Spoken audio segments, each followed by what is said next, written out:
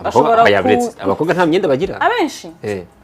abo nyine ubona umwenda wambaye n'abantu batanu kandi wakwitegereza neza ugasanga abana b'abakobwa baraziranye barambarana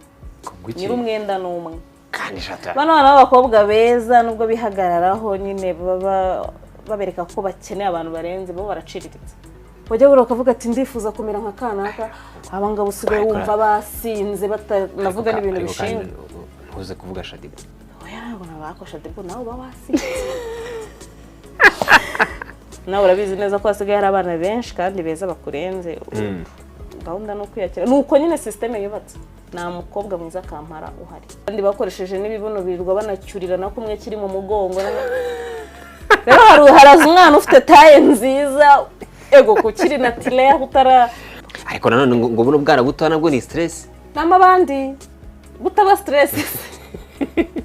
uwo mwana arashaka gutunga iPhone 15 atagira byibuze ni 50 kuri konte sha bumva amajoro agomba kurara uko ngana kugira ngo ayibone mu mamodoka nibatinye gukora ibyo byaha nabo barabizi babikora se uzajya nk'ahantu habereye nk'ikirori runaka ujye nko muri parking ubu tuvuge ngo uzavamo nta muntu n'umwe ubonye imodoka iri kunyeganyega usanze bari kuyikora bari kwicuguza ari ukuntu bari kugira ngo wenda amavuta ageremo neza ageremo barimo imbere ni bandi nijoro ni marayika ku manywa wowe ukaryama ugasinzira ngo ufite girlfriend kumbi yirirwaho abantu yarabazengurutse baramuzi ine ndawuti we warifashe ngo ngazamara uko twabanye uzi noneho niba ufite girlfriend uramufite oya ba witonze umugabo apati yo kuba yaba umugabo wawe ategezwa kuba inshuti yawe true abantu twe twanga kubura inshuti true urumva iyo mubanye muri inshuti iby'urugo bikanga ubushuti buraguma yego ubwo ntago rwasenyuka